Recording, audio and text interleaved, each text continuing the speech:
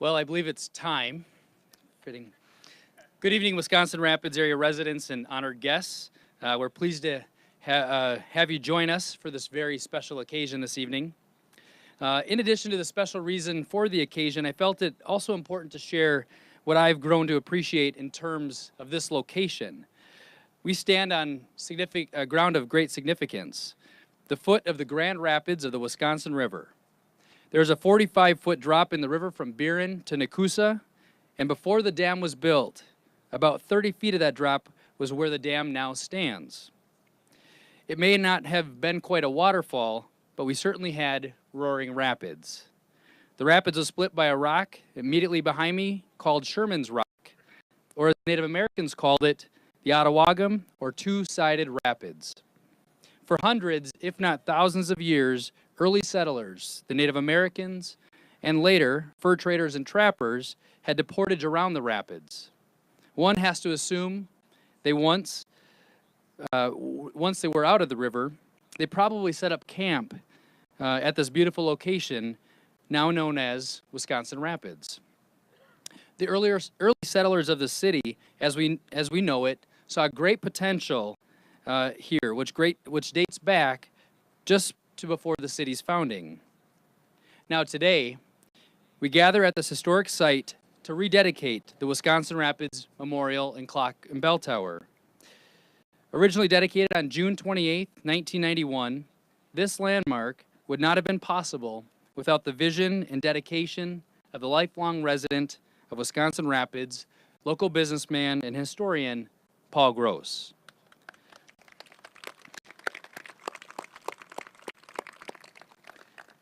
And before we get into the dedication of the clock tower, I'd like to give you a brief timeline that has led us to this moment.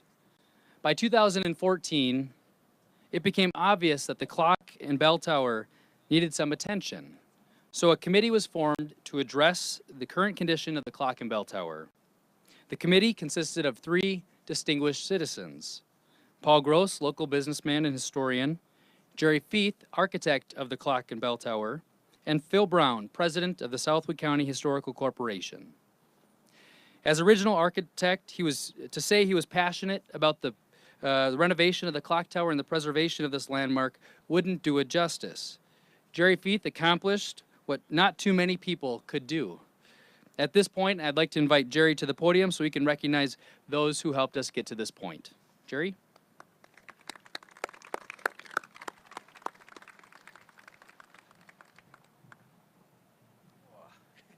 That's a big step.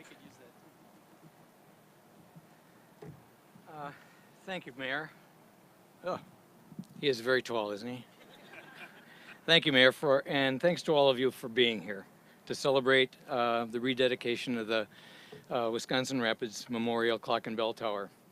I hope you forgive me. I have quite a bit to say because I'm going to thank the people who were involved in this project. I'm anxious to tell you about the recent work that's been done here to restore the clock and upgrade the tower.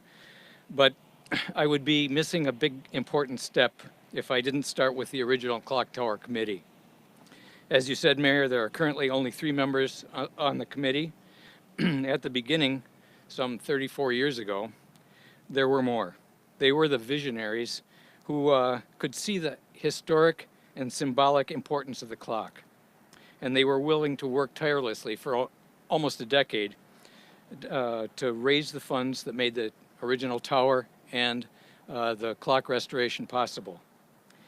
On that committee, of course, there was Paul Gross, who initiated it all.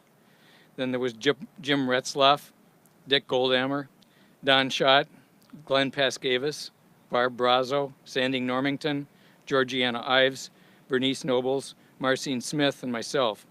100% of our time was as volunteers. This past week, I have talked to several of the 1991 members. Those that could not attend sent greetings and good wishes for the rededication, and several of the original members and relatives of several more are here this evening, and we have 3 of them sitting right here in the front row. Don Schott's daughters are here. And that's just what I know. There might be some others out there too. We appreciate your carrying on the enthusiasm for the clock and bell tower. There was also great community enthusiasm and support for the tower. Hundreds of individuals, businesses, organizations, community groups supported the original project. Many of those names are etched in the granite panels mounted on the river wall behind the tower.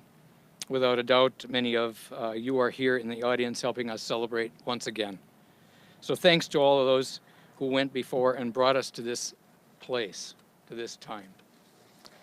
The restoration project started, as the mayor described, with, it was really Paul, being worried about the clock and the tower and its condition, and thinking about how it could be brought into the future and last for the long run. Think 100 years. So we got some estimates on what we thought needed to be done, and then we went to the Mead Witter Foundation, who they generously agreed to underwrite the effort. The foundation has been a longtime supporter of preservation and enhancement of the public access along the Wisconsin River. So underwriting the restoration of the historic clock carried forward the Mead and Witter family's vision to enhance the enjoyment of the river and preserve the community history. We then went to the mayor and the city council, and they agreed that the project should go forward. So now everything is easy, right? We just have to do the work. Some of you know, but some of you probably are wondering right now, what's all the fuss? And why are we having a rededication at this point in time? Well, it's because we did a lot. We spent almost as much on this restoration as the original clock tower and restoration cost. And that's because, as I say, there was a lot done. There were 3 steel platforms in the tower. Those were all torn out. There were 4 ladders. Those were all torn out. They've all been replaced with brand new painted tube steel, beautiful platforms and ladders. The top ladder is an extending ladder, an aluminum ladder that goes up from the lower tower into the past the bell and into the upper tower. It has a safety rail on it that you can hook a harness to. I won't bother to describe all of the difficulties there were in the old system. It has 2 new hatches. One is power assisted. The other one is the upper hatch, and that gets winched up. The aluminum ladder gets winched up. The top hatch is in 2 parts. It's all been a challenge. It took a long time. And if I had anything to do over again in designing the tower, I would have made it just 1 foot bigger in each direction. It's so tight in there, you wouldn't believe it. But even so, it was this job that took 2 years was easy in a sense. The people that did the work were the best. They made it as easy as it could have been, and it was a great team. Let me mention them. Advanced Cast Stone from Random Lake originally fabricated and erected the tower. They came back to clean it and caulk it, and they did it beautifully. Garth Larson in town here of Centralia Development helped in an early code review to make sure that what we were doing with the ladders and platforms met codes. Chad and Tom Whirl of Shopmaster LLC, sitting in the front row there, second row there, removed all the towers and platforms as they described, installed new ones, painted them all in the shop, new grading, they're beautiful. Safety gates on every level. They put in hours of detail work and thinking to make the retractable ladder and the new hatches actually work and be safe. Chad and Tom were always working out the hard problems. Rory DeMessi of Mechanical Watch Supply LLC in Minneapolis dismantled the clock a couple of years ago, took it to his shop. If you saw it on display at the Macmillan Library between September 8th and 18th, you know it truly is factory new. It looks exactly as it would have come from the factory in 1892, and it's historically correct. Roy reassembled the clock on the first tower platform, added the new Howard weights, and made it work. He's one of only 5 or 6 people in the United States who could do this. His knowledge of these old clocks is it seems limitless. Anything you can mention to him, he knows 20 details about it. And thanks to Andy Barnett at the Macmillan Library for giving library space to display the clock and to show a video about the restoration. Andy also got out old pictures of the City Hall and library to display some things that I had never seen, and that was a wonderful and important gift. So I saw you, Andy. Thank you. Thank you very much. Dave Carlson of Film Fetus, Winnetka, Illinois, produced a great video that's in the tent, I hope looping, and you could see that there. Records the new restoration work. He also traveled to Roy DeMessi's shop in Minnesota and also came here to interview Chad and Tom Worrell and Paul Gross and others about their work, as well as documenting some of the original clock history. Dave donated much of his work and time, so we thank him for that. Van Eert Electric did the electrical upgrades, and Terry Sobchak was great with suggestions. We ordered a new door from Jeff Kulik at Quality Door and Hardware here in town. They handled the installation, and Chad Worrell painted it in his shop, and it looks terrific back there. If you go around the back side of the tower, you'll see that arch top door. The Mead-Witter Foundation provided financial support, as I mentioned, but they also provided real hands-on help. Cynthia Hankey managed the accounting and many other details. Sean Johnston designed the event brochure, which I see many of you have in your hands, and shot the brochure cover photo as soon as the new hands, they're new wood hands, by the way, were installed on the clock, as well as helping in many other ways. Another Foundation employee, Spiros Henyetis, shot hours of video and did still photography also during the process. Rapid Quality Land Care assisted in some of the garden restoration here on site. The Chamber helped with ribbon cutting supplies and so forth that we'll have later. Wisconsin Rapids Water and Light furnished us drinking water. Newmark Printing did a great job of printing the brochures and invitations, and a lot of help came from the city of Wisconsin Rapids. Matt Heineman, who's here somewhere, oh, there he is right there, head of the Parks and Recreation Department, directed a good deal of work on site, as you can see, and also worked for this event, moving the barricades and lots of other stuff, delivering all this material. Several times the city provided us a lift to get us up to the clock dials that are 50 feet up there. And Community Access put together a slideshow of the early tower photos and provided equipment to play it and the tower video. They also provided this PA system. And over the years, we've had a great relationship with the city of Wisconsin Rapids, originally working with Mayors Greenway and Kubishak. The tower is really a cooperative effort of the city, community volunteers, and contributors. We appreciate the city council support.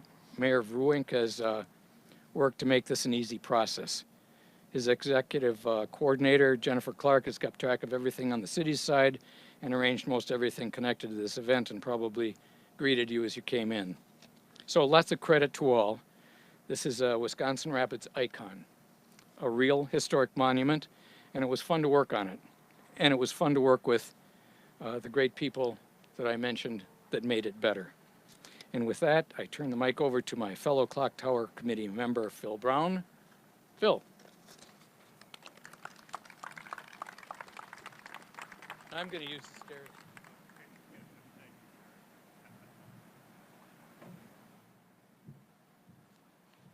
Well, what a wonderful evening to be celebrating the rededication of the Wisconsin Rapids Memorial Clock and Bell Tower. It certainly is an honor to be here representing our Committee of Three. And once again, the Committee of Three, one of the members of that committee did most of the work. And Jerry, once again, hats off to you for a job well done, overseeing absolutely everything that needed to be done. Big, big effort. This is just great to see everybody here. And I have a message from Paul's family. So Paul's daughters, Melissa and Kathy, and Paul's grandchildren and great-grandchildren sincerely regret that they can't be here today. And they are extremely proud of their father, their grandfather, and their great-grandfather. So once again, Paul, your family is here in spirit, and I understand this is being streamed live on the city's Facebook page. So I think Melissa is out there in Portland, Oregon, watching the ceremony live. So that's very exciting. So thank you for public access, community media, I guess it is now. But anyway, I have a great honor to talk about my friend Paul. This clock and bell has played a big part of Paul's life. It was originally located in the clock tower at the old Grand Rapids City Hall, eventually the T.B. Scott Public Library, which is in the parking lot for the Wood County Courthouse. And as a young boy, Paul grew up just right up the street, the 900 block of First Street North, and directly across the street from our municipal swimming pool, where Paul spent countless hours as a young boy playing in the municipal swimming pool. And it was interesting that from Paul's home and his neighborhood up here in the old historic First Ward, he could hear the clock and he could hear the bell toll on the hour. And as a boy, he said many times that his mother told him, when you hear that bell ring 5 times, I expect you home in time for supper. So sure enough, by the time the bell tolled 5 p.m., Paul was on his way home to get ready for supper. Before the building was raised in 1957, Paul and a friend of his made it into the clock tower and saved a wooden pendulum and took it home with him for safekeeping. Fortunately, the city did save the clock mechanism and the bell, and eventually Paul returned the pendulum to the city in hopes that it would someday find a new home. Well, through a series of moves, the poor pendulum was broken, and thanks to Paul's efforts on the original renovation of the building of the clock tower, he made sure that that wooden pendulum, that original wooden pendulum, was repaired, and it is still swaying in the tower right behind me today. So it was a very, very interesting project from an early stage. Goes back to 1957, Paul, when you started saving that clock, that historic clock.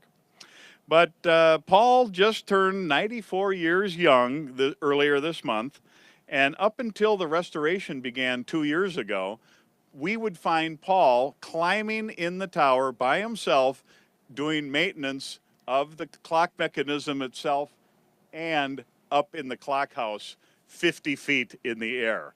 So up until about age 92, Paul was still climbing around there. And by golly, Paul, we've got to get you back up there at least one more time. So even if we have to hire the cherry picker, we'll get him up there some way, won't we? But anyway, you know, Paul's neighborhood. This is Paul's neighborhood, and his life has evolved around this historic site. And so basically being born and raised in the neighborhood, SS Peter and Paul was the school that he went to as a young boy. He rode his bike or walked to Lincoln High School, had to come by this site on his way up to Lincoln High School, which is now the East Junior High School building. And one of his first jobs as a high school student was selling shoes at Johnson Hills. So once again, from his house, he would have to walk past here to the Grand Avenue Bridge and up to Johnson Hills to sell shoes. But shortly after that job at Johnson Hills, he received a job offer of a lifetime from the owners of the 3 movie theaters here in town. And Paul started his career as a movie projectionist for the Rapids Theater, the Wisconsin Theater, and the Palace Theater. And so that was one of the beginnings of his early times here working in the downtown area. He briefly worked at Consolidated Papers before and after he served our country during World War II. So once again, Paul, we salute you for your service to our country. And we're so glad to have you here tonight. After attending a Michigan watchmaker school on the GI Bill, Paul returned to Wisconsin Rapids in 1948 and apprenticed under Earl Larson at Johnson Hills Department Store. Later, the watchmaker, with watchmaker license in hand, Paul went to work at John E. Daly Drug and Jewelry Store, about a block south of here. And after a short stint at Daly's, Paul went back to Johnson Hills and took over when Earl Larson retired. He ended up back at Daly Drugs and stayed there until he opened up Paul Gross Jewelers in 1978.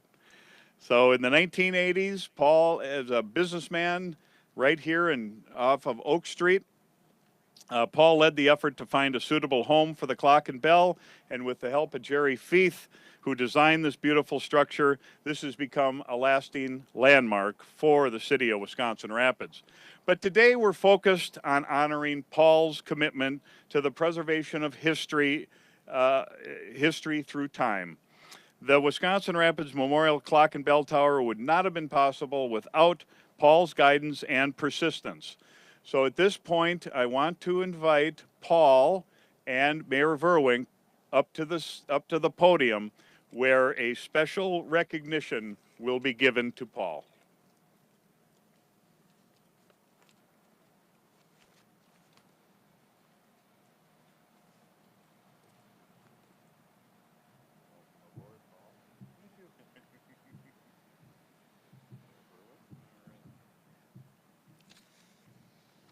Copy this here. Thanks, Phil, for the detailed history on that. Just about 5 years ago, before Paul finished climbing the tower, as you just heard about, Paul came to the office and said, let's go check that clock and bell tower out. And I said, well, I can see it from the ground. He said, no, you're going to see the city as you've never seen it before. So I have to give this guy kudos. I followed him up on stage. It was just like following this young man to the top of the clock and bell tower. So Paul, thank you for that. But it is my honor to recognize Paul Gross with a formal proclamation from the city of Wisconsin Rapids, which reads, turn it just a little bit more here. Whereas the clock was first installed in 1892 in the Tower of the Grand Rapids, later to become Wisconsin Rapids City Hall at the foot of Baker Street. Whereas the City Hall building was demolished in the mid-1950s, the clock and bell were saved. Whereas it was the dream of Paul Gross to find a suitable home for the historic clock. Whereas in the 1980s, a group of civic-minded citizens led by clockmaker and historian Paul Gross organized a campaign to build the Wisconsin Rapids Memorial Clock and Bell Tower. Whereas on June 28, 1991, the clock and bell tower was dedicated during a formal ceremony at the base of the tower. Whereas under the leadership of Paul Gross, an extensive renovation of the Wisconsin Rapids Memorial Clock and Bell Tower was completed in 2017. Whereas in gratitude for his lifelong passion of preserving our local history, resulting in the production of 30 Wisconsin Rapids history videos over the last 50 years, which if you haven't seen them, make sure you check them out. Now, therefore, I, Zachary J. Verwink, Mayor of the City of Wisconsin Rapids in the state of Wisconsin, do hereby proclaim the 28th day of September 2017 as Paul Gross Day in the City of Wisconsin Rapids, in honor of Paul R. Gross, adding his name to those previously recognized to the tower's original dedication ceremony. In testimony whereof I have hereunto set my hand this 22nd day of September in the year of our Lord 2017, in the 148th year of this city's founding. So let's give Paul a round of applause.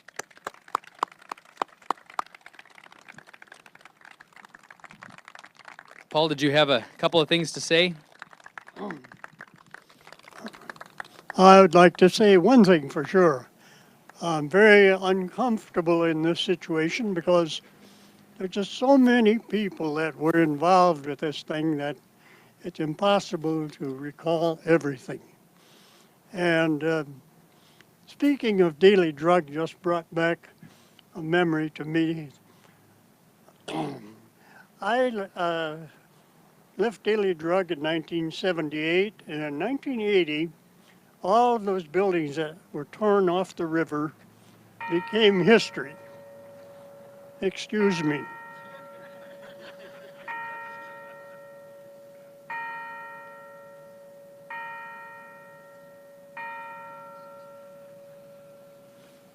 is to ring the bell to get the guy off the stage.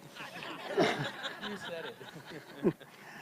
And it dawned on me that when I left Daly's, it was 2 years later, 1980, when the buildings were all taken down.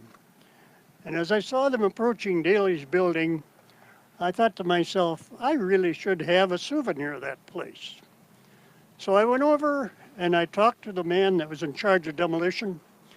I said, has anybody bid on that granite yet? No, not yet. I said, well, I want to bid on it. He said, you want it? I said, sure. How much will you pay? Well, I don't remember, but he accepted my offer. And the granite was stored in the basement of the auto electric shop.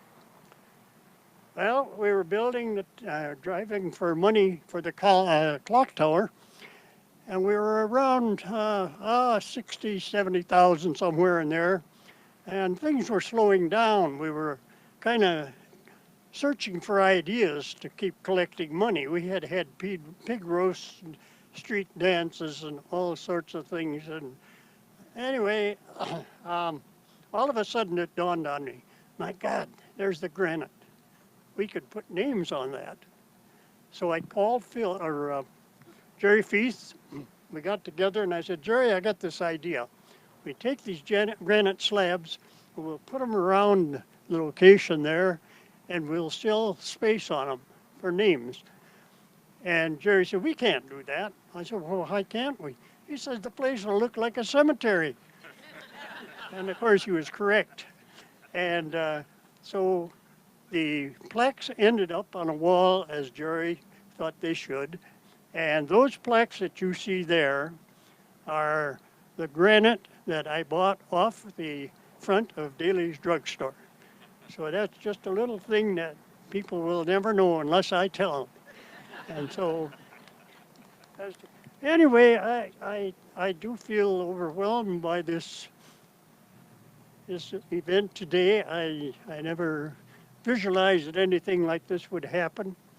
I think back to all the people that were involved with collecting the money for the original version of the tower, and it just boggles my mind that here we are redoing it, and Jerry has done such a fantastic job. You know, he's really the guy that should be honored the most. Jerry Feast designed this tower, and in so doing,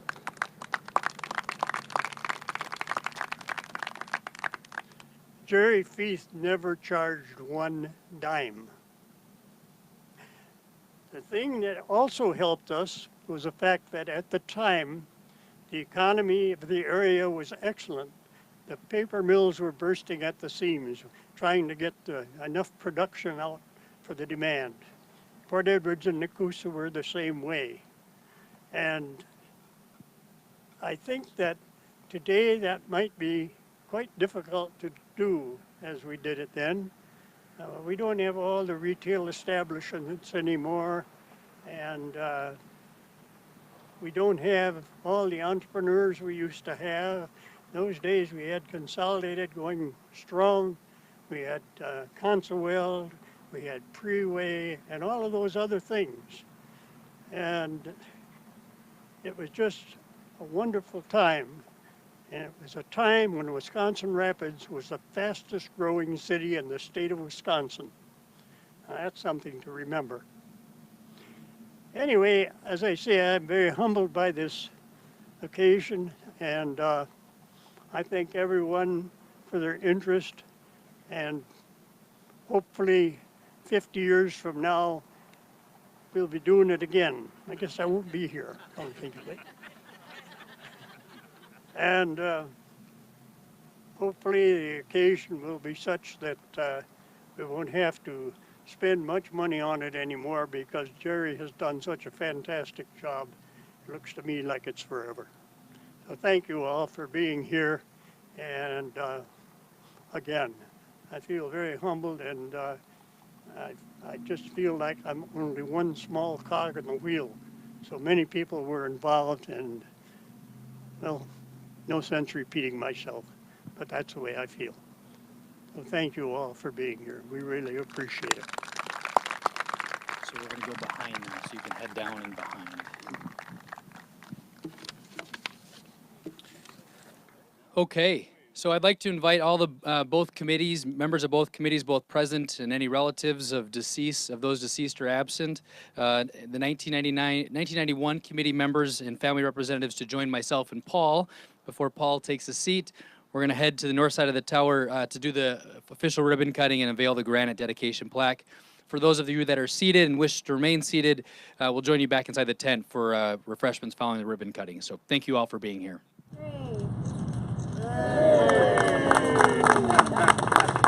And before everyone moves out of here, we'll officially pull down the dedication plaque that we've got covered up here.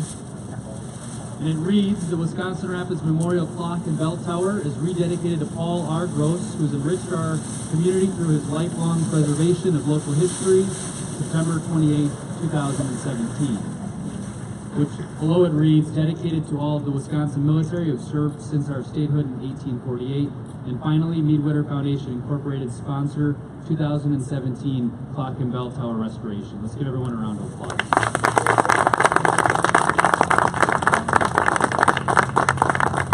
Okay, I guess we're going to go back and cut the cake, Paul.